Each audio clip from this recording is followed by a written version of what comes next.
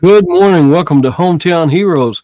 This is your co host, Rick Irving, with my co host, Mary Staffel. And today we're excited to have Brandi Rector. And she's a Marine Corps veteran and I would say, kind of a pioneer in aviation school for women and especially for Marine Corps aviators. So, Brandi, welcome to Hometown Heroes. Thank you. I'm happy to be here. We're happy to have you. Uh, where did you grow up? Indiana. Indiana, Yeah. and then you went into the Marine Corps. Well, I know that. Gosh, we moved to Florida. I joined the Marine Corps out of Tampa, Florida. Actually, Okay. There. So when I joined, I went from there and then got stationed in California. Do all the women in the Marine Corps go to California? No, for training in Paris Island. So okay, not California. Maybe I think you know what? I think they changed it now, but back not when I went through. It was only Paris Island. Okay, and after you finished your basic training, and then you got into the aviation part of the Marines. Yeah, I went in as my original MOS was a 46 mechanic, but when I got to the schoolhouse, they were phasing them out or something, and I just remember they came and knocked on my barracks room door and was like, "We're changing your class to the CH-53." I didn't even know what it was, the CH-53 Echo, and you're gonna pick that class up. And there was only 4 of us in the class, and so I went through as that, and then got after you go through the schoolhouse and stuff, and then combat training, all that, and then I got stationed at Miramar in San Diego as a 53 mechanic, and then I got out there in 2009, and there was a deployment being built up, and they needed they called them aerials or AOs at the time. I think they changed it to AG, like aerial gunners. And so I volunteered to do that. And so I had to go through all the flight crew, swim qual, and all this stuff for that to get my wings. And then we deployed in December, I think, of that year. And I got my wings on deployment. And then I came back in, I don't know, June or something. Where'd you deploy to? That first deployment, it was a 31st MEU. So Okinawa. I was in Okinawa and went to Singapore and the Philippines. Gosh,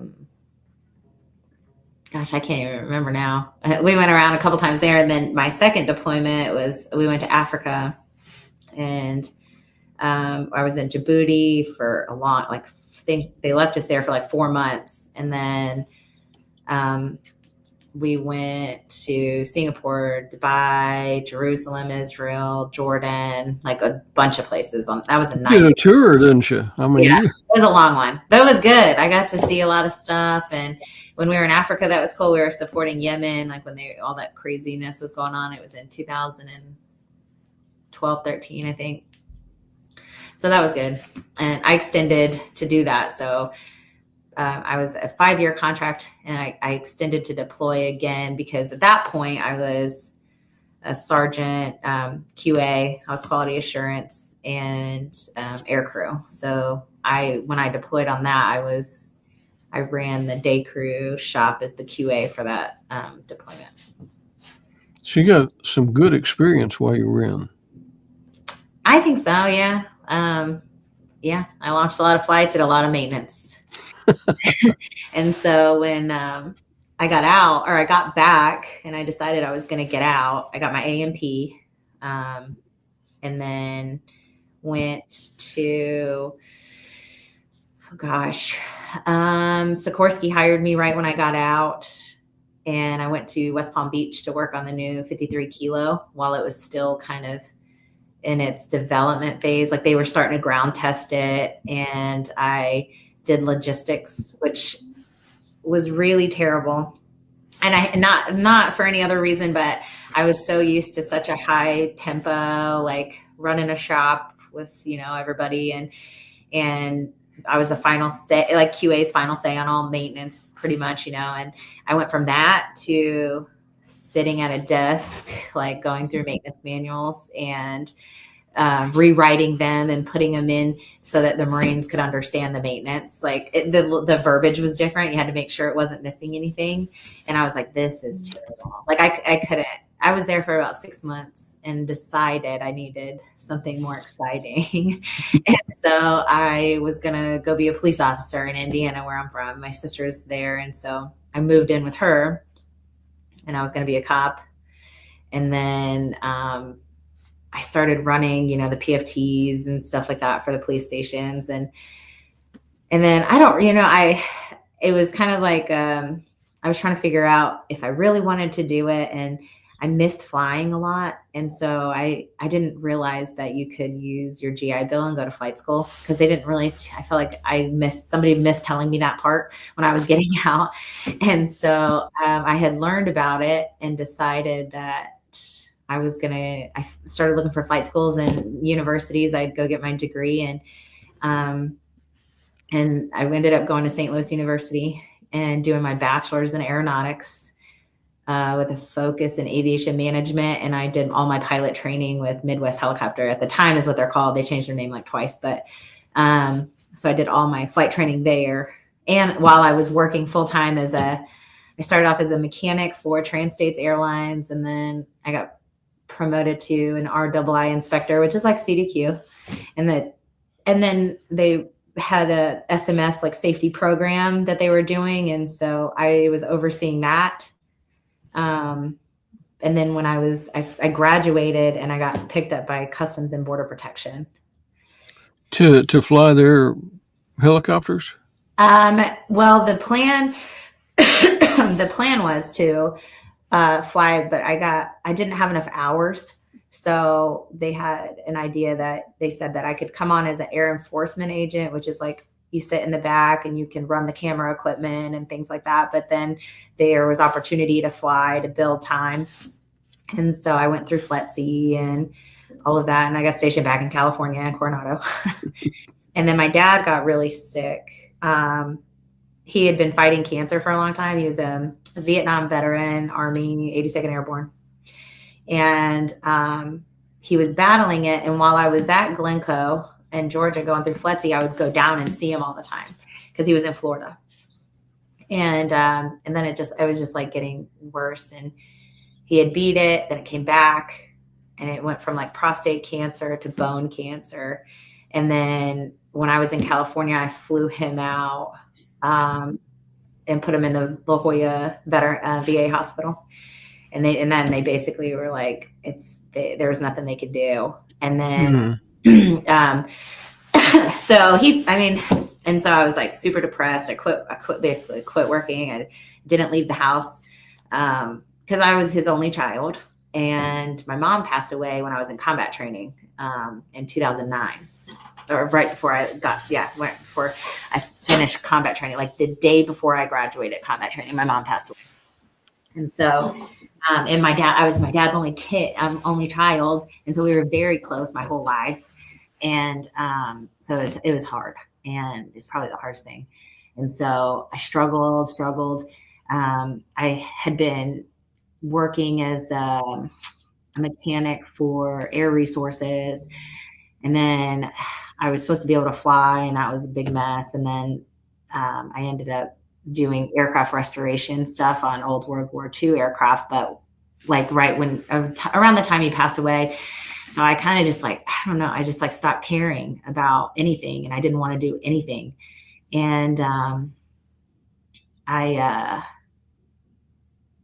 was living out, where was I? I was in Fallbrook, California, and basically got to the point where I couldn't afford to live there anymore. And Mike and I just got together. We're still together now. He showed up at the hospital 3 days before my dad passed away, and we've been together ever since.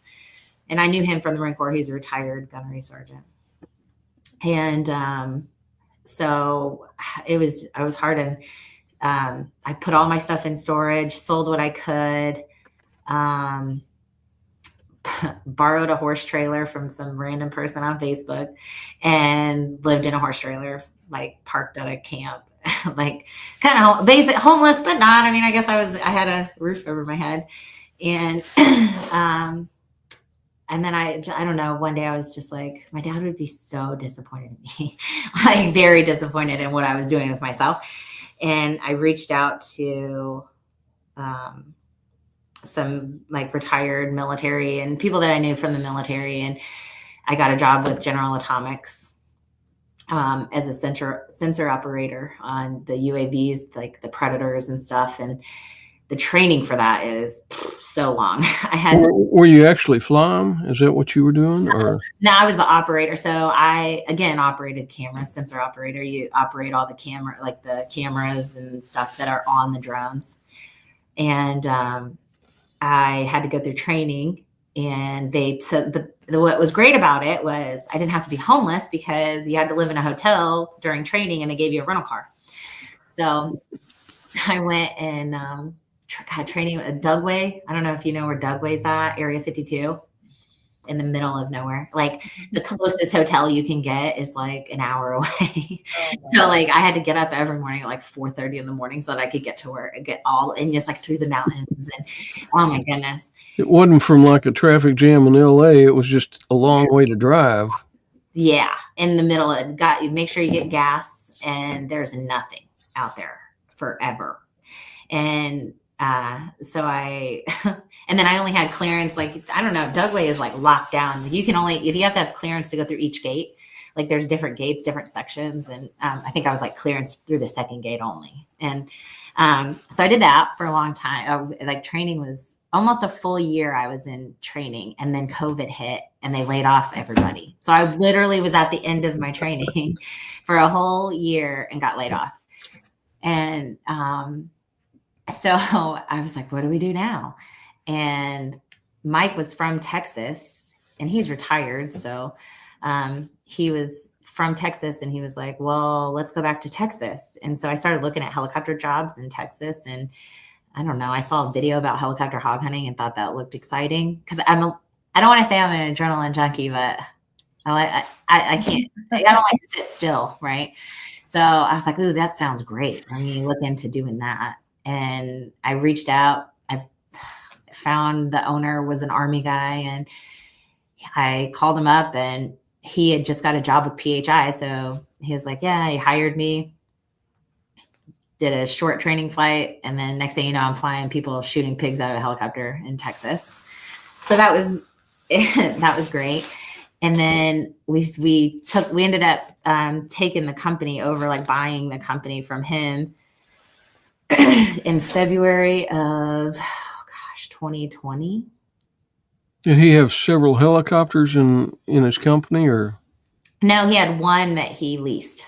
Okay. So I ended up taking the lease over, getting my own insurance, creating our own LLC, rebranding it, and relaunching it. And it did really well. And there's a lot of stuff to do and all that. I mean, just the insurance, because it depends on the helicopter. It depends on how many hours the pilot has and the owner and what you're going to do with it. And there's only, from talking to the insurance underwriter, there's only like a handful, maybe 2 or 3 companies that'll insure helicopter hog hunting because it's so dangerous and they don't want to insure it. And so luckily, Great American insured me. Their underwriter was also a Marine. So I think that might have helped me a little bit, but so we got insured, and then we did that until we Texas Parks and Wildlife's a nightmare. And I'll tell the world that. I think they're terrible, and I think they have so much power. And so just dealing with them was such a nightmare. And we decided, we'd gone up to Broken Bow, visited, and saw how pretty it was. And we're like, let's do tours in Broken Bow. Because the hog hunting, we would only do hog hunting from January to about May 1st, because then you just can't, it's hard to find them. And then you have to have places to hunt them too. I mean, you can't just land fly over everybody's place and just shoot them. So no, you know, I do some work with Helicopters for Heroes, and I've heard of they it. have a big hog hunt every February down at Ennis. I don't know how they coordinate it all because they have about 7 or 8 helicopters flying for 3 days, and they're taking them out shooting hogs for 3 days. All those helicopters going up, and every once in a while the game warden will pull up and say, "Hey, this landowner right here, y'all don't have permission to hunt there." So Yeah. Well, or what's really crazy is, let's say like you have permission on this one land, but the neighbor you don't have permission there, but you shoot it on the land that you do, but they run through the fence. And then that neighbor says, "Oh, you shot him on my property." Like, no. So it's beneficial to have cameras and everything on the helicopter. I learned a lot going through all of that, but it is dangerous flying, but I mean, I enjoyed it because the landowners that did give us permission were very excited that we were wiping out these pigs that were destroying their property, and I didn't realize how much damage they could do. So it was good. and until you get up in the helicopter like you were, you don't realize there's so many pigs out there. Oh my God. Yeah. Herds of like hundreds. Like there'll be like a whole herd. I remember one time that we were chasing this one herd. It was big. I don't know, 40, 50. And then I was looking at them and I looked up and another huge group started running out in front of us. I don't even know where that one came from. I don't know if I had split them on accident. It was a lot of pigs, and they do astronomical damage overnight. Like overnight, I would go out the next day and whole fields were gone, like destroyed. Every corn row was destroyed or whatever. And it's mind blowing how bad the pigs are. We're actually friends with the USDA up here in Oklahoma. They have their helicopters at Westheimer here, and they go out and fly and shoot pigs. I'm like, you guys are cheating. They have the drones, and then they have like a plane, and then another helicopter, and then their shooters actually know what they're doing because they do it all the time. Like when you get shooters that have never shot from a helicopter, and you put them on like a herd of 20, it's lucky if they hit like 2. And like and I can hit them with the helicopter. You get so close to them, right? You're like down on the ground chasing them around. But these guys, man, he'll text me and say, "Hey, we killed like 400 today or 500 or whatever." Oh my goodness. Yeah. Wiping them out. I'm like, this is crazy, but they reproduce so fast that, I mean, I don't think you'll never get rid of them. They're just reproduce too fast. But anyway, so we did that. And then we started doing tours over the summer, and I was like, okay, we could do hog hunts, and then we do tours over the summer. So you're going back between East Texas and Oklahoma, or did you just take your hog hunting into Oklahoma? We into started Oklahoma? on the north side of the Red River. So like the Oklahoma side of the Red River. Yeah. We would hunt up there. But it's just, I don't know. I think it's a headache kind of because you got landowners that love it, ones that hate it. We got threatened. We got shot at. We've been threatened, all kinds of craziness. And then, and I'm like, man, this is not, I don't like that. I don't like that. I'm like, I don't want people to hate me. I'm trying to do a good thing. And then the tours, I thought that was going to be great, which it was good. But then all the we have cabin owners in Broken Bow, and that are complaining of the noise of the helicopter. And then I'm just like, goodness, like every day somebody was trying to cuss me out. And so I was like, okay, we got to do something different. And I had so how we started the flight school, I go to it used to be called Heli Expo. Every year in like March timeframe, Heli Expo goes on, and it's a huge helicopter, expo with all the big manufacturers, all the companies and stuff. And so I had gone the year before last and I had seen it, and this is right when we started operating in Oklahoma. And so it was the last day of the expo, and we were walking around, and I saw, and Mike pointed out an Oklahoma booth, and I was like, why is Oklahoma here? Like, because I didn't even realize like states. It's like why is the state here? Usually it's like operators, right? And so we went over there and started talking to them, and they were like, yeah, we're wanting more rotor presence in the state of Oklahoma because they're pushing aviation. Oklahoma's huge in aviation, aerospace, defense, and they're like really building on it. And it's like becoming like the number one industry in the state. Is it really? Well, you've got a lot of aviation in Kansas, with Boeing and Cessna and up there. So, it's just migrating down, I guess. Yeah, And Oklahoma's huge. I didn't realize it either. Like I had no idea until we got here how big into it they are. But it's mostly fixed wing. Like yeah, it's not really any helicopter. And they didn't, I mean, there's a small helicopter school in Tulsa. And I gotta be honest, I think that might be it. And so you have the University of Oklahoma, and then OSU, Oklahoma State, and they have fixed wing. Everybody has fixed wing programs. And so when we were talking to Sandra Shelton at the booth at the expo, she was like, you guys should we need a helicopter flight school, like a big helicopter flight school. And at the time I was like, no way am I doing that? No, thank you. I'm not interested. I don't want to. Like I'm an instructor. I've never been interested in really instructing. And we talked about it. She was like, let me take you to lunch or dinner after the show. And so we went, we talked some more, and I was just like, well, my DPE when I went through flight school was a Marine veteran, and he ended up purchasing the flight school that I went through. And so I called him and I was like, what do you think? And he was like, don't do it. and he didn't exactly push me to do it, but I was like, well, let's say that I wanted to, like, how bad is it? Like, can you give me some insight on like what I need to do? And then basically once I started digging, and then I started talking to people and asking like, what's wrong with the helicopter industry? Like, what do you think about your flight school? What about your flight school? Like, and I was just trying to get a really good grasp on what was missing, what was needed. And what, if I did do it, what was I looking at to help? Like, how can I make a difference? I didn't just want to just like, okay, I'm going to create a flight school, because it wasn't really about the money. I don't really do anything for the money. I do it for other reasons. Like, am I helping? Am I making a difference somewhere? Like even the hog hunts, I was like, it wasn't about the money, and because trust me, it's a headache. And I mean, you make good money, I guess, but it's dangerous, but it's fun. And I was helping landowners. Like that was the best part. They would be so excited when you called them and like, hey, I killed like 40 pigs on your property today. They'd be like, yeah. So I wanted to have a reason to do it, not just like, it's, you know what I mean? It wasn't about anything other than I really wanted to know if there was something that I could even do to begin with. Because it's a lot different than just training somebody to fly, being an instructor. I mean, all of a sudden you've got a whole lot of things you've got to learn how to do.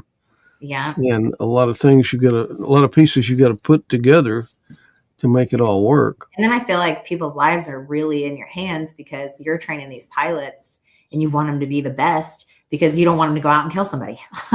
and so, and it's just, there's a lot there, and a lot of it's a lot of responsibility, and I stress about everything anyway.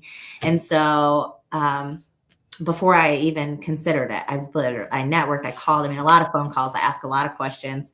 And then I was like, you know what? I think we can do it. And I think we can make a change in the industry. Like, I think we at least help it, because there is a shortage. I'm reading a lot about pilots, they go through flight school, but then they can't get jobs, and they aren't set up, or their flight school just took their money, and then, they got shitty training and they're out in the world and they can't get a job and things like that. It's a lot of money to go to the helicopter flight school, and I didn't. And so I talked to Mike, and I talked, and finally I started putting it together, and I was like, all right, I'm going to pitch it. And so I called, and I cold called the director for the School of Aviation, he's an Air Force veteran. So, and I was just like, what do you think about a helicopter flight school? I actually called OSU first. So if they watch this, I called them first just because of the connection. Somebody knew somebody, and they're like, hey, talk to this person. And I was like, okay. And I networked, and but they weren't like super interested in a rotor program. They didn't think that it would work well. And I was like, okay. And so when I called OU and I pitched it and was like, what do you think about it? And they were like, well, they've been wanting to do it. They just didn't, know how to do it, or they didn't want to put the money into, because the amount of money, and they didn't know a lot. Their focus was so fixed wing. It's like different worlds. Right. So, he was But they have a pretty good size fixed wing school, don't they? that's huge. Yeah, they just bought like 9 new aircraft, and then they have more on order. And so I think they have like 20 something airplanes, or pushing 30. Like it's a lot. I talked to them, but we're kind of, because we're contracted. I mean, I don't focus on what they're doing. I know they have, and then I also know they were like Flying Magazine's #1 fixed wing program in the country. And they're good. They're good at what they do. And they fly like 500 hours a week. Like that's a lot. That's a lot of hours. That's a lot. They're flying every day, all day, and they have a ton of students.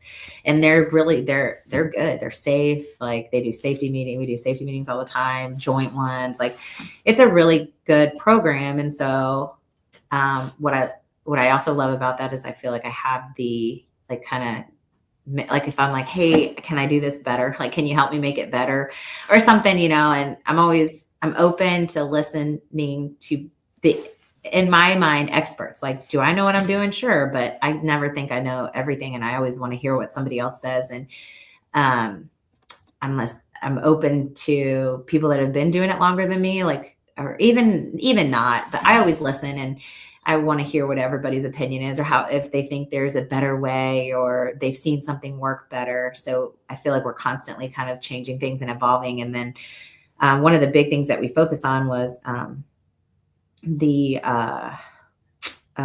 creating pathways, which is something kind of new, like not new in the sense that nobody's probably tried it. I don't know. I don't speak for anybody, but I'm really trying to get other companies to come up with a way that'll help take a lower time pilot and help them get the hours to get to where they need to be with the specialized training, whatever it is they want to do, whether it's air evac, utility work, firefighting, like whatever that may be. There's got to be a way to bridge the gap. But you have to have quite a few hours before you can just walk in and start doing air evac or something. Yeah. Don't you? I mean, don't graduate and say, "Oh, here I am." No, yeah, you can't know. Well, then you have to have some avenues to build those hours. Right, which is what we're working on doing. And Vertical Aviation International has been really big help.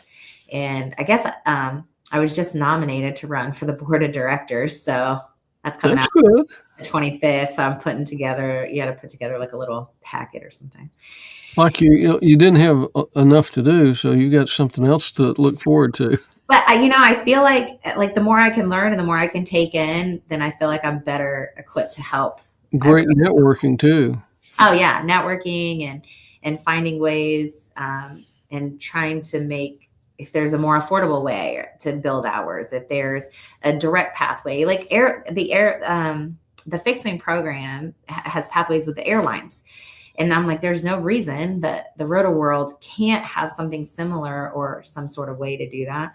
Yeah, I've got a friend. His name's Mitchell Bell. I need to get you all hooked up. He's a Marine pilot, retired. He works for American. They have a program where they bring in the helo, the rotary wing pilots coming out of the service to help them get into do the transition to flying the airlines. So I'm working on something similar, but with military. Yeah. That like coming out of the military as helicopter pilots, if you want to stay in the industry, I'm building a program that'll help them streamline it a little bit better. Because if I can make it better, then I'm going to make it better. Most of those guys don't have a fixed wing license, do they? Coming out as helicopter pilots? Gosh, you know what? I think that when they go through Pensacola, I want to say that our helicopter pilots, they do fly fixed wing. Okay. But they're it's not the same. Like, even if they did fly the fixed wing in the training and then went into helicopters, you still have to get your licenses, like leaving the military, you still have to get converted over to a civilian license. because the requirements and stuff. And then their logbooks have to get like kind of updated. And there's a lot of things that have to happen when you leave the military as a military pilot to become a civilian pilot and stuff. There's some things that, need to come together, which is why I'm wanting to do that and help veterans like coming out. Like, you've spent all these years in the military and aviation. I mean, some people don't want to stay in aviation, but I think if they had the option, it was easier, or it was more understandable that they would do it. And so, I mean, if I could just help one, I'd be fine with that. So that on the medical side too, because a lot of the folks who were coming out of the military is enlisted medical, med techs and surgery techs and everything else. And they'd come out and they were told, because in the military, they were operating like an RN, and they'd come out and they'd go, oh, sorry, you don't have a degree. Too bad, so sad. And over the years, they've implemented programs to help them go through a conversion to make that an easier transition, because they are doing all those same things. Why can't you take that experience? So it sounds like you're doing what was done in the medical side some years ago, which is real important to your point, because these guys are coming out with skills. We can't pretend they don't exist just because they don't have the right piece of paper, right? Yeah. Well, it's the same like the mechanics. Like, I was an aircraft mechanic, and luckily for me, because I was like flight line and I was QA, I didn't have to go through any of they already have this program in place for mechanics, because you don't have to go through an A&P school or any of the things. Like, everything kind of counts over. And then all I had to do was go test out, like take the test and do an oral and practical.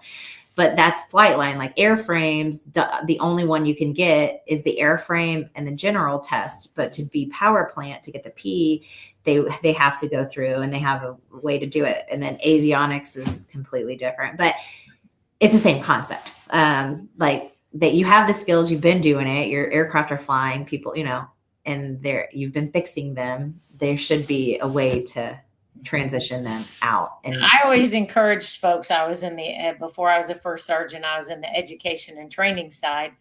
And I always encouraged our maintainers, man, you got to get that A&P, because you can do it for free, and you can get it and it transfers.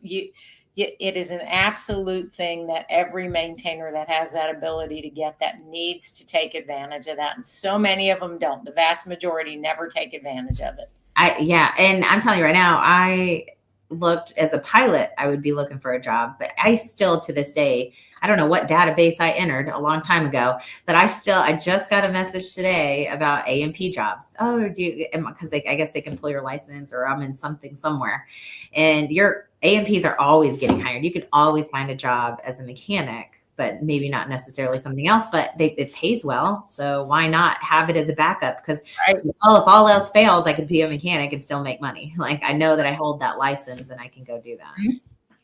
Absolutely. So I agree with that.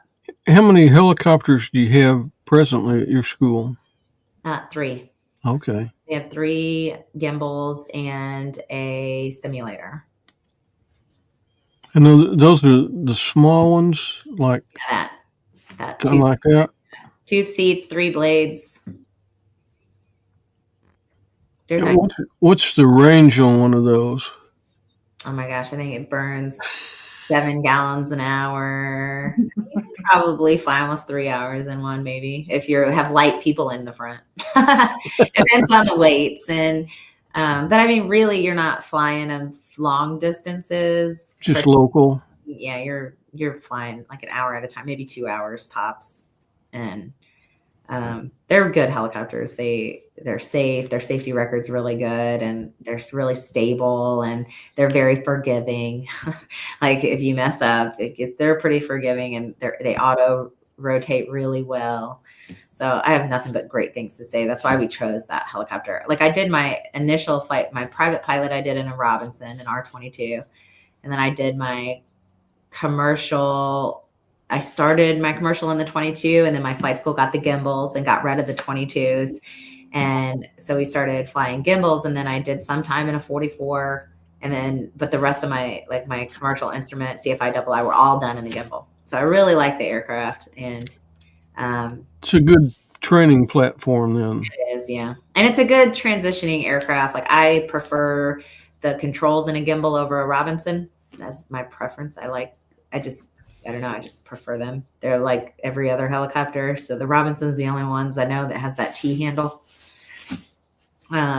So anyways, I prefer them. I don't want to talk really bad on Robinson or anything, because they've been around for a long time and they do what they were built to do. But I just prefer the helicopters are expensive to maintain too, aren't they?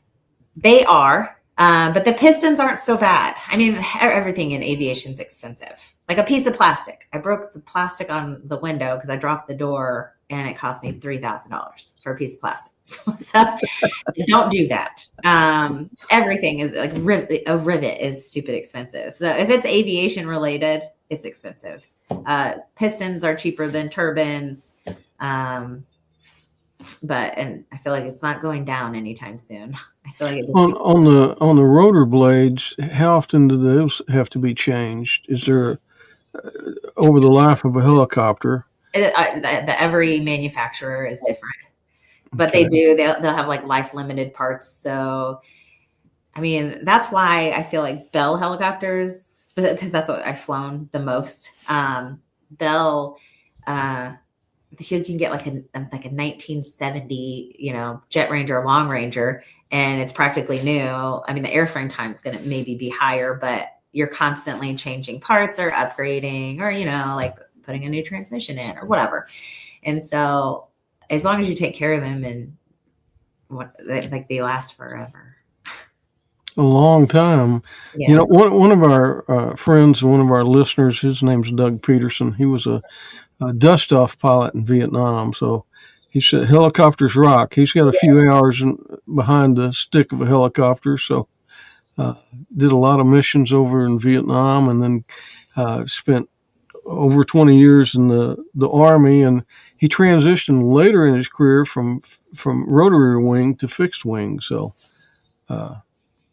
there's a lot of helicopter guys out there, especially from Vietnam, because we had so many of them back then. So yeah, because my dad was a Vietnam veteran.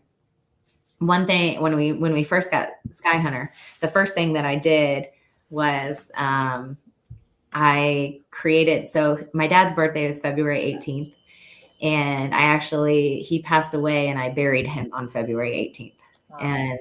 And so for his birthday, after that, every year, I would fly Vietnam veterans for free, like pay out of my own pocket. And we tried to make it better every year. And I would invite any Vietnam veteran to come out, and we would take them hog hunting. And I'd try to provide food and, give them swag and just whatever, and have them come out and be with us. Now we're not really doing the hog hunts. I'm kind of passing it off to one of my pilots. Her and her husband were interested in doing it, and so I think they're gonna do them this year and starting next month. They're gonna do some of them, and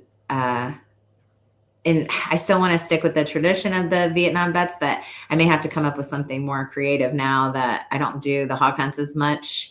And because I still want to do that, in honor of my dad and the Vietnam veterans that we have, still. And, I just think that they deserve that. I know the story of my dad told when he came home from Vietnam was awful.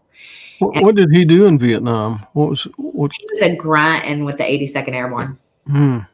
So he has he never told me anything about Vietnam until I joined the military.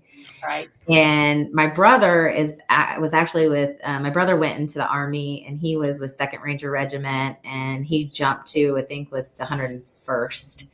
And his wife just retired out of the Army. And then my sister was Air Force. But my brother, he knew more. My dad talked to him more, like they're all my half siblings, but I didn't know anything about it. And then one day my dad had called me and was like, he was watching the History Channel or something. And I want to say I was about to deploy, or I could have been on deployment. I don't remember. I just remember having a conversation with him, and he told me that he was watching the History Channel, and they told a story. They were talking about Vietnam, and they covered a story about what happened to my dad's platoon out there. And it had to do, my dad carried the radio, and he had said that he saw like a line on the ground, and him and like, this is a very gist, him and another guy, they followed this line to go see where it went. And the rest of the platoon were kind of patrolling or looking. I don't know what they were doing. And they ended up walking into some sort of ambush and pretty much wiped out so the entire platoon, and except my dad and I think 5 made it, not very many, 5-10 made it out. And he had one of the officers that he saved, he actually found out lived in the villages in Florida, which wasn't far from him, but he didn't. I was like, go, you should go say hi to him. And he like refused to do it. But he has a Purple Heart and a Bronze Star and some other stuff. But it was like, the story that he told was just wild. But he didn't really like talking about it. And then my grandma had made a scrapbook, and I got to see that after he passed away. And I was going through things and like this things. I guess he just never really wanted to talk about stuff about that happened in Vietnam. So it's must be pretty, now that I'm older, and I'm like, oh man, it must have been like traumatizing. But he was so tough and like hard that I never would have suspected that he either had PTSD or something, and that's why he didn't talk about it, or he just didn't want to talk about it. But it was a pretty crazy story that he told, and what he went through. And he had these scars from being hit with shrapnel, and they were purple, and I remember that.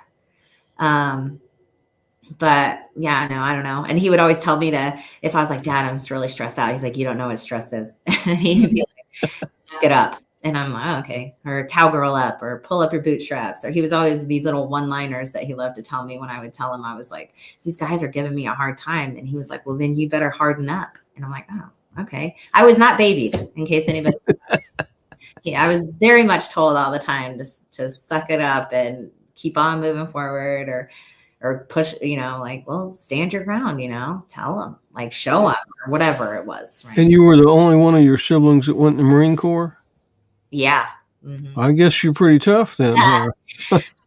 It's funny. He told me to go to the Air Force. When I called him up, I'm like, what do you think if I join the military? He was like, go in the Air Force. Your life will be easier. And I was like, okay, and I had gone to the Air Force recruiter, but no. And he was kind of lazy, and they weren't helping me figure out how to get, because I needed transcripts and all these things. And it was just an awful experience. And I walked out of the Air Force recruiting, and the Marines were standing out there, and they came over. They always do that. And they're always waiting. They'll go over there. They just kind of sit back there with their arms folded. Say, just wait, you look at us. Come over here. They have their dress blues on. Sometimes that's a trick they play. They say, would you rather look like that guy or look like this guy? It's my dad. I'm like, Dad, I don't know where he got this from, but he swears that he would swear up and down when he told the story about me joining the Marine Corps that I said that I joined because I loved the uniform. And I was like, I never said that. He would tell everyone that that's what I said. And I'm pretty sure I don't remember saying that. But I had gone over there. And so it was really funny. I went in, and they called me in. So I was like, okay, I'll listen. And I went in and I listened to their spiel, and they're like, yeah, what do you need? We'll help. Well, here, take, do this. And they were like on it. And so I was like, oh, wow. And so I was like, I guess I'm going to the Marine Corps. I called my dad. I'm like, Dad, I'm going in the Marine Corps. And he was like, what?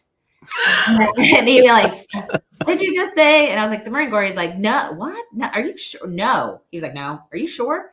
And I'm like, yeah, Dad. He's like, that's a hard branch. And I was like, I can do it, Dad. I'm all stubborn. I can do it. And he was like, well, are you sure? I'm like, yep. And he was like, okay. And I think I don't know if he doubted it, or he was just kind of like, we'll see if she changes her mind. I did not change my mind. And next thing you know, I'm going to the Marine Corps. So it worked. He was very shocked, but then he was really proud, and he was so excited. He was proud. And was he able to come to your graduation whenever you graduated? Oh yeah. Yeah. He was there. And my uncle, his brother, he had 2 brothers, and my one uncle came with him, and they were at my graduation. And he was so excited. He like teared up, And then that was probably one of the only other times I'd seen him tear up my entire life. And then when I took him for his first helicopter ride after I got my licenses, and I took him for a helicopter ride, he cried in the helicopter when I took off. Like he couldn't believe it, He was so excited. So anyways, he was a great man. Everybody loved him. He was a very good person. Well, you have a great heritage, with him, and then all your siblings and in their military service. So, yeah. Oh my gosh, my brother has a good one. I don't even know how many times he deployed. A lot. He ended up, I think he was medically retired. He jumped when he was like in Afghanistan. One time, I think he ended up breaking I know he broke his ankles at one point, and I know he broke his hip because he had to have bone from his neck put in his hip. But he's crazy. He like runs marathons still, and he's like a black belt in jiu-jitsu, and he's nuts. I don't know. He's crazy. Like injuries or not, he doesn't give a shit. So yeah. Where does he live? He lives right now. He's in Indiana, but since his wife retired, and she was an officer, she retired as I think a colonel, and they are looking at moving, I think, back to Minnesota where she's from. And but yeah, I think he was motor T at one point. I don't know. He's another one that's not a huge fan of talking about the military, just certain things. But he's an interesting character. He's 6 years older than me, so I'm the youngest. He sounds like he's an interesting guy. Yeah, you got to talk to him. I should make him do one of these one time and listen to his story. Yeah, get him hooked up with us. We'll talk to him. Yeah, I tried to. He's doing these marathons, and he never asked for anything. And so I was like, let me get some aviation companies. Like I know friends that own companies. I was like, we'll sponsor you, because he was doing those not Ironman, but kind of like that, where they go and they swim and then they run and then they do all this craziness. And he was like, no, it's okay. And I'm like, no. And so I made him, I got a hoodie. I ordered a hoodie with everybody's logo on it. And then I Venmo'd him some money and sent him a hoodie and made him wear it. He's funny. He was another one that I would call and be like, oh my God, Joe, these guys are giving me shit at work, or, it's really, they're making my life hell on purpose. I know it, and he would be like, shut up. Like, you're fine, and suck it up, Marine. Yeah. Buttercup. Yeah. I've heard that many a times. Yeah. We have a good friend he's going to be 100 years old, May the 3rd. Yep, May the 3rd. May the 3rd, Iwo Jima survivor. Oh my God. United States Marine, and he says that a lot. He says, suck it up, Buttercup. Oh my gosh, I love that. We have a guy that at the house that we used to live at in Texas. He was a chief warrant officer, and he's older too, obviously. And man, he would come over, and I think he had just had surgery, and he didn't give a shit. Like, he was hardened, but I loved him. I think they're great. Like, he would come tell me war stories and just talk to me, just talk away. And we have a couple great neighbors. Actually, our other neighbor was a Huey guy. He was a Huey pilot in Vietnam. He's awesome. And he would come over, he checks on our house for us. And they're the most supportive group that I've ever been around, like the older military. Yeah. And I mean, you have it now, but the older military is like a different breed. They are. And I just love them. I would do anything for them. And they are so supportive of younger veterans. Mm-hmm. Yeah. I just went and did a speaking thing with this group, and I'm pretty sure like other than me, the youngest person in there might've been Mike, and he's 10 years older than me. And then other than that, and all these guys, and it's so funny to listen to them. They want to come tell me their story. They're all pilots in the military, and every one of them, like the first thing they say, I'm 94 years old. I'm 92 years old. I'm like, is this how we introduce ourselves? Like, I'm 39. Nice to meet you. I love it. But I'm like, God, I can't believe it. And like this one telling me about a crash and he survived it and how crazy. And it's just, they have the best, just like it's just a different breed of veteran. Like the things, Oh my God, I love it. I loved it so much. I was like, I will come back. And one of them wrote a book called Semper Fly. And so he's like, you stole my name. And I was like, close. And but he brought me a signed book and I was so excited. And then but yeah, I just love them. They get stories and I could just sit and listen to them tell me all their stories and talk to me all day long. I love it. So she'd love roll call because Oh yeah. the reality is I'm about to turn 65 and I'm the youngster. So every time I say this getting old stuff sure sucks, they'll be like, you don't know anything. Like probably our average age is probably like 85 or something. Yeah, and they're still walking. Yeah. When I went through, you know, it's crazy. I went through, when I went through FLETC, one of the ground instructor guys was a veteran and he was like, I don't even know, 86. And he was teaching the hand to hand and he'd come in and, you know, and he was like hand to hand. And the best advice he ever gave, and he likes to tell every class this, was that your body is like a river. And if you let the water stop flowing, that's when you get stagnant and you get all the nastiness in it or whatever. So you got to keep moving. Like you can't just sit, you got to move. And he could, like, he was tough. 86 kicking people's butt. That's John Graves, who Rick was referring to, the Iwo Jima survivor. Yeah. He'll be 99. And now he uses his walker if he has to go very far. But that's only been the last couple of years. And he always, when people say, well, how do you live so long? And he said, when you just got to keep moving. When you quit moving, you quit moving. Yeah, you die. Yeah, I know. Isn't that crazy? And he gets bored at home because he calls people, what are you doing? What can we do today? You know? Yeah. I don't think he stays home any day. There's not a day that he does not leave the house. I love that. Yeah. That's amazing. He's something. All right. We had two veterans, World War II veterans, that died just before Christmas. They were both 104, and they still came to the luncheon and went around, did other things too. One of them, Bill, he didn't even use a cane hardly, did he? Bill Kelly, if he used anything, he used a cane, and he just had his 104th birthday in September. It's amazing. Wild. Yeah. Maybe these three old veterans right here can be like that someday, be 100 years old. I hope and be healthy. It needs to be a healthy 100. Yeah. That's right. Not sitting in a chair, not being able to do anything. That's not the way to go. No, my grandpa was World War II, and he was in the Navy in World War II. My mom's dad, and he went fishing every day. I think I don't remember what he ended up passing away from because I was only like 12. Gosh, I can't remember. But I just remember that he went fishing every single day, and he told me that's what keeps him alive is fishing. So he'd pack his, thing, go down. They lived on a lake, and he'd be out there all damn day fishing. Yeah, that's not like Jack Stowe. Yeah. Jack Stowe is 98 years old, and he gets in his car, and he'll drive all the way to the doggone coast sometimes, and in Texas, and that's a long way. And he got in a car accident recently, driving back from going fishing. It was in central Texas, so it's a couple hours away.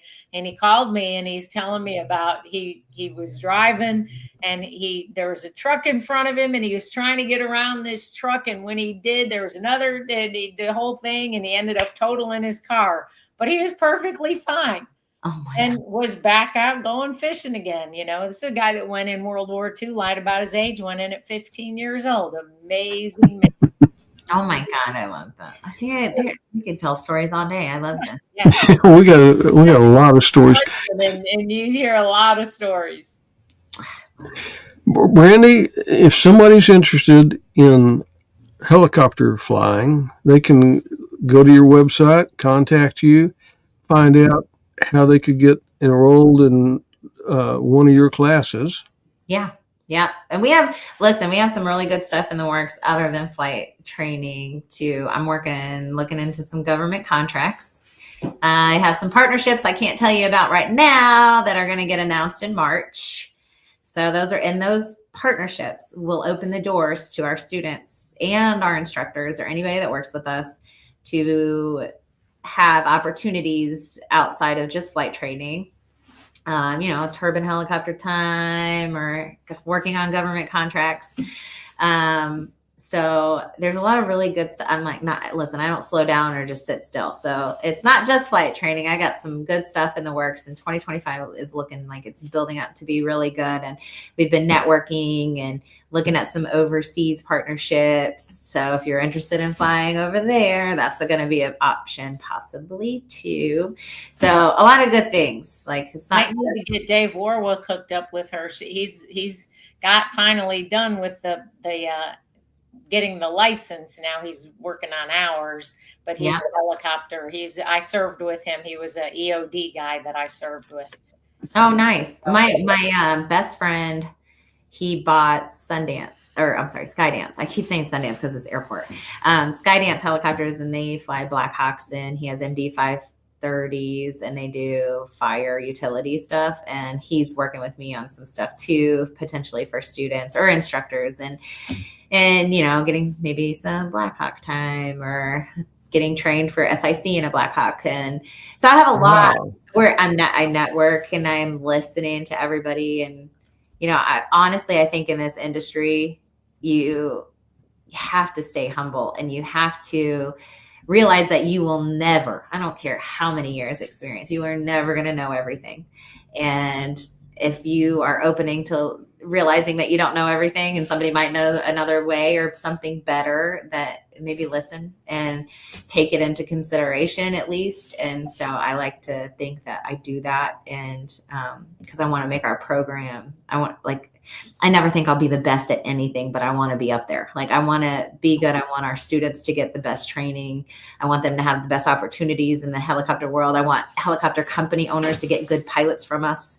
So if they're like, oh, you went to Semper Fly Helicopters? Yeah, we know you're probably good, And so I have a lot of ideas, and I'm gonna, give it hell, if you will.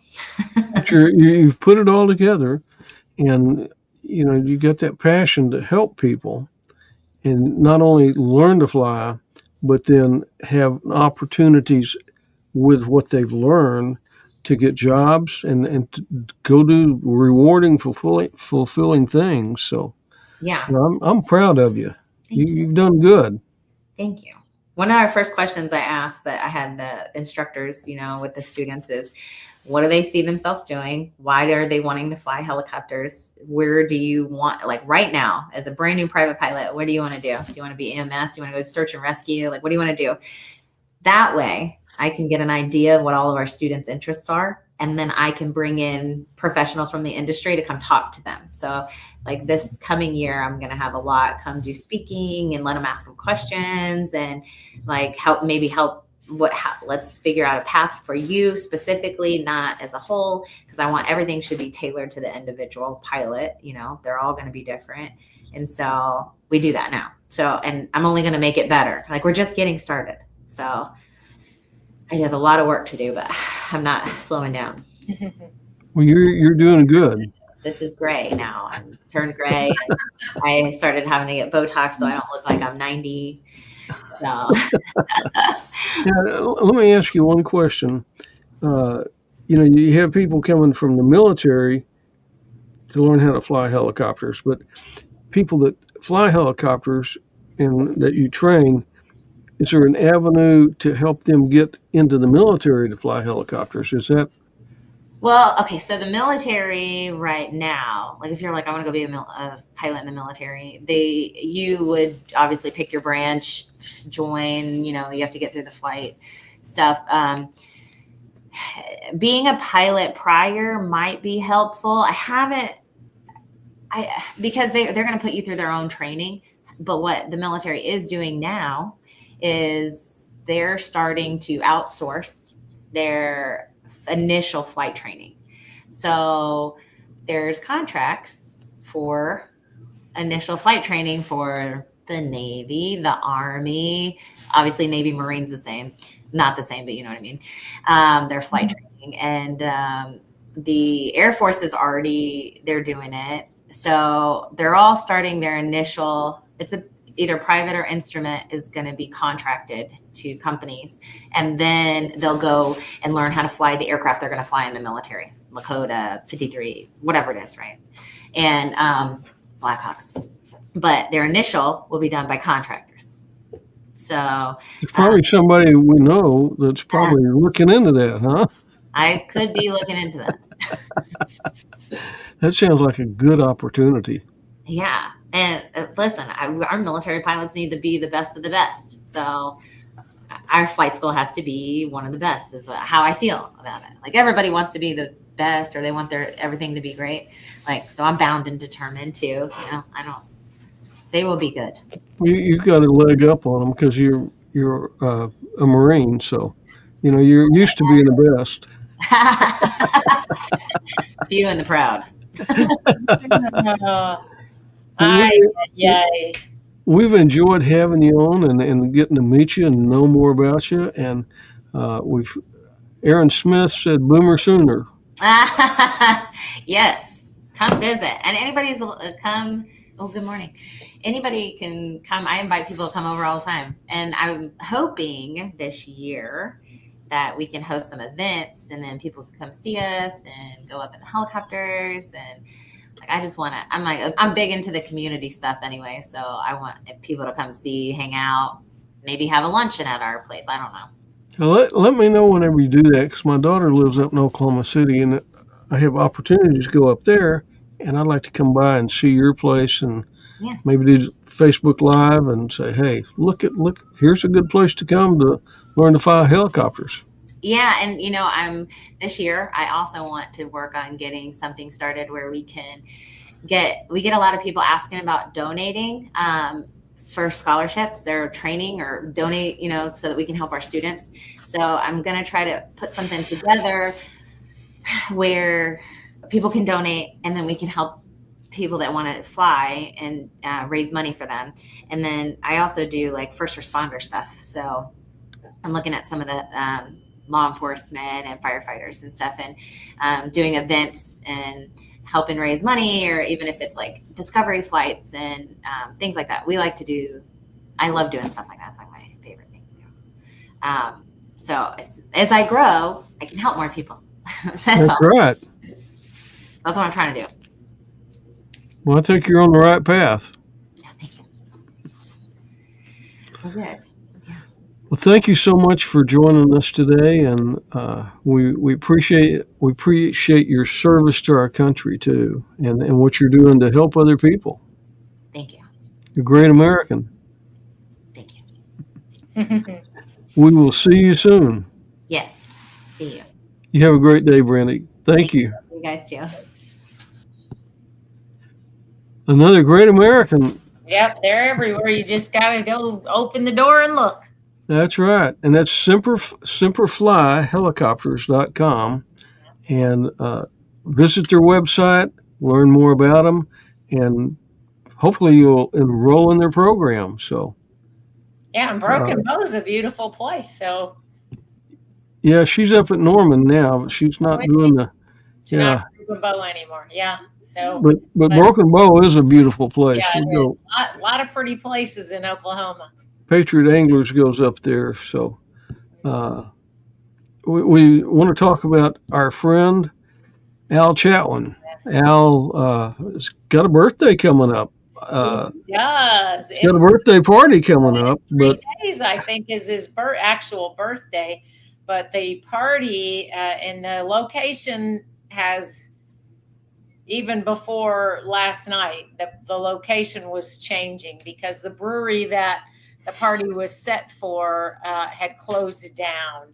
So they were still working on solidifying a location for the party for this Sunday. I think it was going to be 12 to 3. I'm not sure where that's at.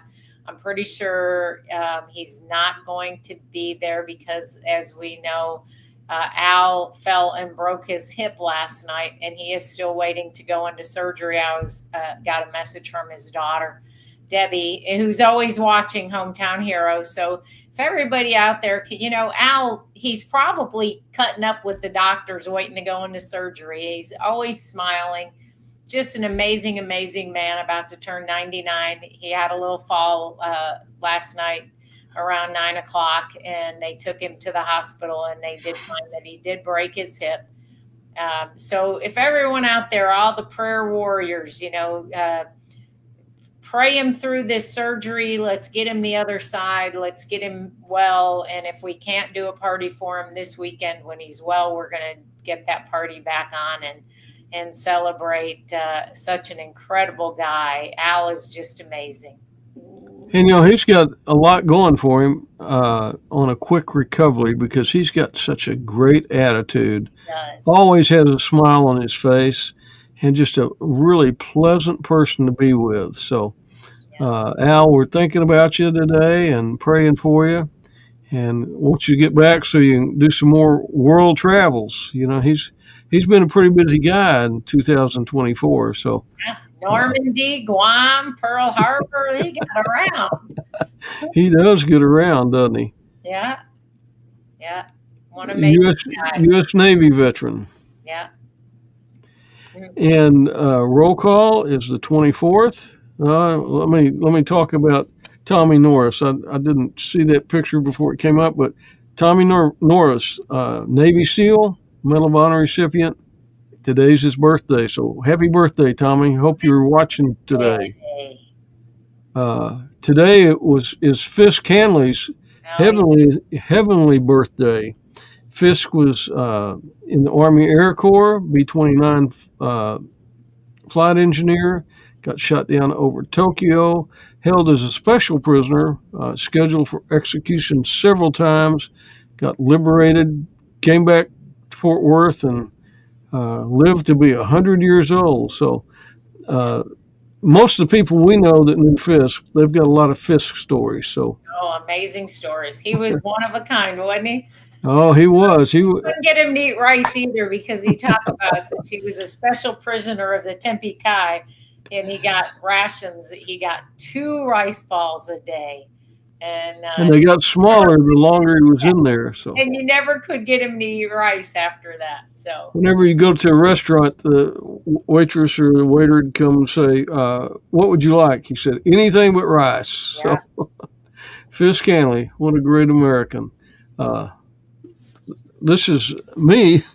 I paid a little trip, paid a visit to our friends at American Hat Company the other day. And for the next 3 weeks, I'm going to be working, doing some special photography for the stock show. So that's going to be an interesting thing, and be with all those cowboys because I'm really not a cowboy. So. Yeah, but you got the hat, so you look the part. I got a hat. Good to go. Thanks to American Hat Company and Keith Mundy, the president. I've got a hat, and I've got a jacket too. So he's very kind to me. Roll call is the 24th. It's coming up, and there's still some reservations available. There's some. We have about 80 seats still left. We opened it at 9:00 yesterday morning. And we have 80 seats left as of right now. They're going quick, aren't they? Almost 400 seats full. Man, it doesn't take long, does it? Doesn't take long at all. And just want to let everybody know that the photographer this month is going to be Kay Harmon. So all the veterans, they like her taking their picture more than they like me taking her picture. So I don't know, but they taking their picture. I think it's just because they like being around pretty women. Well, I think that's it too. So yeah. I appreciate Kay filling in for us. We have Dwayne Lee, one of our roll call members. He's got an organization that takes tours to France, to D-Day, and he still has some openings, just a couple of openings for September 14th to the 20th. And there's a special bonus paid to roll call whenever you sign up through him and let him know that you're with roll call. Here is his address if you want to go on that trip. The reviews I've heard from it are just excellent. Dana went on it, one of the treasurer for roll call. He said it was absolutely a trip of a lifetime. So Yeah, he said he doesn't even know how. He said it should cost more, and he said he doesn't know how they even do it for the cost that they do it. It's so amazing. He couldn't do anything but rave about it. And those 2 bedrooms are double occupancy, so that's 4 people can go. So 2 couples get together and say, hey, let's go do this year, and let's make it happen. it'd be a great trip. So overlordadventures.net and sign up. And if you're with roll call, we'll get, I think, $250 or so. $250 per reservation if you tell them that you've learned about this from roll call, that you're doing it because of roll call, and he'll give that $250 per person back to roll call. That's a deal. Yeah, that's a great deal. Yeah. Well, Mary, we had a good podcast today. It was great to meet Brandi and see somebody that starts, as a helicopter maintenance person and a gunner on a helicopter, and gets out of the military and goes and has a dream and fulfills that dream. And now here she's a helicopter pilot, helicopter instructor, and has a helicopter training school. So it's always great to see our fellow veterans doing well out there. So absolutely. And Brandi, just thank you for being part of this today and for sharing your story with us, because that's really inspirational. Mm-hmm. So if you're in the Oklahoma or you want to go learn how to fly a helicopter, OU's got a program and Brandi's running that program. So, well, we thank everybody that's been a part of this today, and look forward to seeing you next week on Hometown Heroes.